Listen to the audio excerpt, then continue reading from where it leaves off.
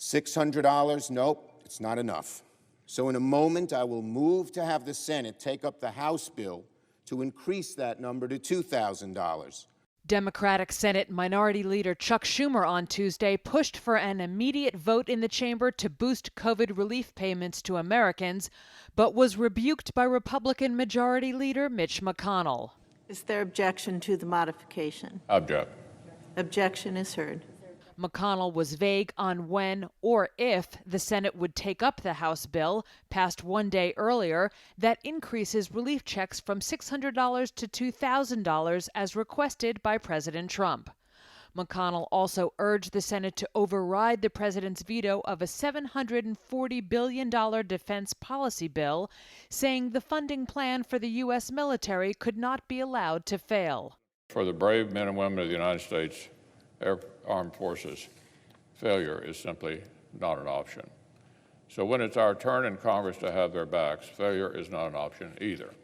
I would urge my colleagues to support this legislation one more time when we vote tomorrow. It was a rare 1-2 punch to the outgoing president from McConnell, a Trump loyalist over the past 4 years, and comes just 3 weeks before Trump leaves office. In a tweet storm just before the Senate session started, Trump called Republican leaders, quote, weak and tired for passing the defense spending bill, adding, quote, we need new and energetic Republican leadership. Trump is angry at members of his own party for not fully backing his false claims of fraud in his November election loss to President-elect Joe Biden, as well as their efforts to override a presidential veto for the first time since he took office in 2016, and their opposition to bigger aid checks. I don't want to hear it, that it costs too much to help working families get a check when they're struggling.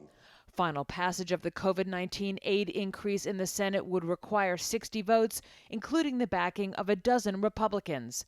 With the new Congress due to be sworn into office on Sunday, lawmakers have only a short time to act on the measure.